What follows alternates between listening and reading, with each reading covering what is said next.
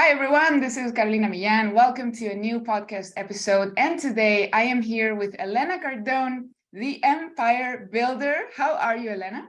I'm so wonderful. Thank you for having me on your show today. It is an absolute honor to have you here today. And I am sure you're going to impact so many people, especially my audience in Latin America, who are hungry for what you know, for the experience that you have, and of course what you and Grant have been building all these years. I've been following very closely, and so I'm very excited to have you here today.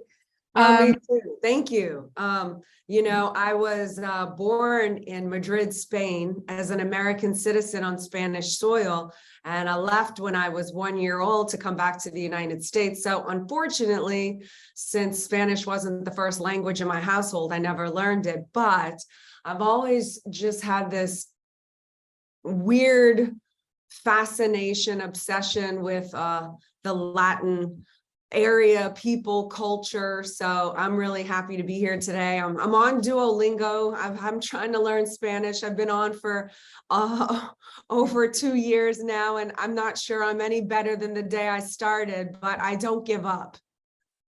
See, that's what's important, not giving up. If you ever need any help, I'm happy to help you practice your Spanish. Thank you. So let's get started with, a little bit of background. So for people who don't know much about your own story, how did you get started with, this whole philosophy of building your empire? What were you doing before, and what motivated you to do what you do today?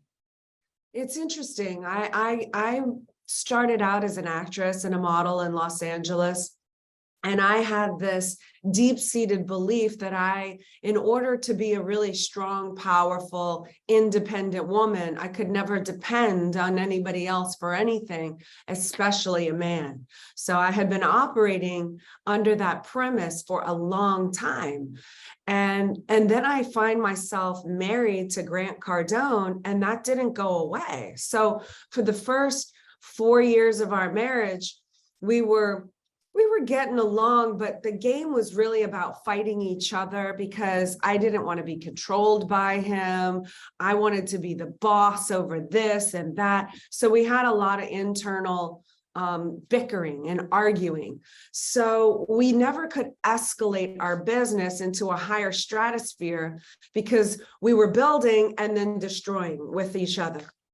And what happened was in 2008, when the economy collapsed here in America, we were on the verge of losing everything financially, which wasn't nearly what it is today. But back then, it was substantial. And we were on the verge of losing everything. Everything just, we were about to be wiped out. And that's when I realized if we were going to make it out of that and survive and be unbreakable for the future, that I had to partner up with him and actually depend and trust on a man who was my husband, that we would have each other's best interests in mind, working toward a common goal, which was getting us out of that mess. So we started to work with each other and not against each other. And what ended up happening is we ended up going into these heightened levels of success. So that's really what got me on the same page with him and actually being respected by him and respecting him. And that's really when we started to see exponential growth, not only when he figured out what to do with the business, because certainly I needed him to figure that out. We were in a hole, which he did. But then he wasn't distracted by doing that because I was right by his side, helping him, assisting him, pushing him, guiding him, the whole entire way along the way. That's beautiful, because I'm sure many women can relate. Especially in today's world where we are, rising, and we don't want to be controlled. We want to be independent, but at the same time, we have to figure out how to be a team with our husbands or whoever is our partners. So thank you for sharing that. Yeah. So other than this crisis and obviously clashing a little bit with Grant, what were other or maybe what was the biggest obstacle that you also had to face to build your empire? A lot of obstacles. We had to be willing to give up something. What was it that we were willing to give up in order to get where we wanted to go? And a lot of that was mindset. Really easy, but difficult at the same time. So there was a lot of mindset of going into sacrifice phase, sacrificing, having leisure time with friends, doing nothing, wasting time. We gave up all of that. We didn't spend money on fancy things or items. We stayed in. We didn't even have dinners with people, restaurant dinners, like everything, every dollar that we earned went either into our own self-enhancement, like doing a course or learning from somebody who actually has the statistics in the area who we wanted to emulate, or whether it be a finance course, a communication course, all of that self-enhancement. Nothing was spent on anything else other than self-enhancing. And then once the self-enhancement paid off, then we were able to invest back into our business. So we were still broke, you understand? Yeah. We were making money, but we were spending it all on ourselves and our business. So there was no surplus, right? So for many years, we're like, when are we going to make it? When are we going to make it? Because everything poured back into ourselves. That's when we started to hire out, because no empire has been built alone. You can't do it on your own. It's impossible. No empire in the history of the world has been built alone. So you will have to confront, as a powerful, independent woman, if we're staying on that track, that you will need to depend on somebody if you intend to have an empire, because you cannot be a wife, a mom, the accountant, the promoter, the marketer, shooting the content, speaking to people, closing the sales. How do you do it all? You can't. You stay small. And so we were under the mindset that if we spent money on people, it would cost us in the business. And so that was one of the mindsets among many that we had to give up, because then we had to look at people as investments, as return on investments. So then we started to employ people and hire people. And then we started to have enough money left over that we could invest in income producing properties that produce cash flow every single month. And that's what started to fund the lifestyle that we have today, not earned income. So even to the fact today that we are billionaires, it's so hard for me to even say. I come from Louisiana, New Orleans, Louisiana. I never went to college. I'm self-educated. So it's hard for me to even like, wow, we did that. But even as billionaires today, we don't violate those principles. We spend earned income always to this day on ourselves. I just finished a high-level communication course. Like, we're constantly working on ourselves to go to the next level and then into the business. And only the income producing asset funds our life to this day. Mm-hmm. That is such an important lesson that I think many people miss. They start making more money, and then the hard-earned money, they go and spend it on cars and houses. And you're not supposed to do that. That money's supposed to go back into the business or into assets that generate returns. Income producing assets for us, right? You nailed it. And most people don't understand that the only three things you need to know about money. Okay, you can go pay in the States here, you can go pay thousands and hundreds of $1,000s on education, and they don't teach you the only three things you need to know about money, which is how to earn it, how to store it, and then how to invest it into an income producing asset that actually pays you every single month, making your money go to work for you, not you working for the money, but the money working for you, whether you're sleeping or sick or on vacation. Our income producing assets from here, when you pay rent in an apartment every single month, that pays you. So you're right. Most people want to show off or celebrate the reward. We don't do that. So when people look at us and see our planes, or I'm in a Chanel, which I never had, by the way, until way later in life. But when they see the planes, the helicopters, now that we're buying a home is not an income producing asset. That's No. not an investment for an income producing asset. But when they see that, they're like, oh, well, you're violating the principles. No, we're not. All of that comes from the income that we've generated from the 12,000 apartment units that we own. And if we couldn't pay for it in cash twice, we don't buy it. Oh, that's a good one. So if you don't have the cash for 2 planes, you don't buy even one. Exactly. Exactly. I like that.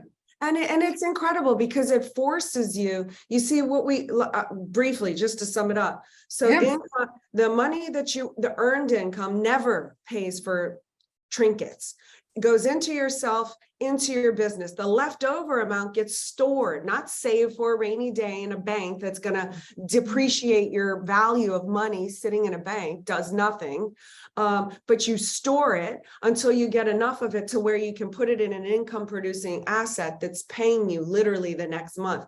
And what happens is that stored money now when we've invested into a real estate property that you can't just pull your money out of right away, then it's what we call go broke. So you go broke, right? Because now we're at zero, where all the other people that are spending the money on the flashy things, right? And they save their money, they go into scarcity mode, because what if it leaves them? They haven't learned this principle. They don't have a passive income to rely on, right? They haven't built it up. So they go into a scarcity mindset of, oh gosh, what if I lose it all?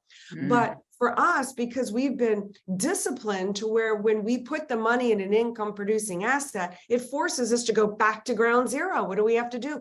We have to earn money again. We have to come up with products and services and ideas, and, creativity follows commitment. And if the need's not there, then you would never see it. But our need is always there, because now we're broke. Not broke on Ferraris, broke on, we put our money into an asset that can pay us. So now we have to rework it. Same thing. It goes to us, business, stored, and then boom. And we've repeated the cycle. So when it comes to us, we have had the discipline over and over and over to basically do a startup from nothing so many times that now we can depend on ourselves and what we know about sales, marketing, scaling, communication, and money mindset, which are the things that Grant's going to be covering over this Unbreakable Business Challenge that's coming up here. Those 5 pillars are the only things you need to know to be unbreakable. And it's what we have so locked into our DNA at this point, that's why we continue to be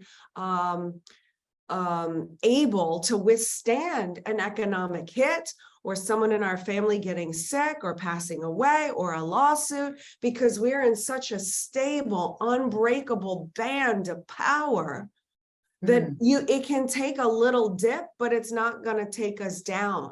We're so abundant in people and resources and wealth and mindset that we cannot be destroyed. But that was a lesson that came out of 2008 when we were on the verge of losing it all. We learned from our mistakes. We learned that you need people. We learned that we need abundance. We learned not to trust normal. That's where it got us in the dangerous situation. We were living normal lives, bickering little husband and wife back and forth, not having a real big goal or game, happy that we had enough money and we were better than most. But all it took was one economic collapse, topped that with a lawsuit, and we were almost wiped out. And we made a decision at that point that in 2008, if little old Elena from New Orleans, Louisiana, never went to college, and rough around the edges, Grant Cardone, if we, from both of us from Louisiana, could make it out and become something, then we would never close the curtains and not allow the other quote unquote little people just like us not have that information? Because Grant and I had to figure it out ourselves. There was no wife of a CEO that ran a JP Morgan, a multi-billion-dollar company, or a Blackstone. There was no wife coming out saying, oh, this is what you have to do, or you could do, and it could prove successful. And there certainly isn't one CEO on this planet that's running a multi-billion-dollar company that's willing to get on a free call for 5 days to help all the other little people. But we did that as a vow to each other that if we were ever to make it out of this, we weren't going to hold the secrets and keep them to ourselves. It doesn't matter how much hate or how many people are against us or want to hold us down. That doesn't matter, because there's enough good people out there that deserve to have the truth and the right information to be able to provide and take care of their families.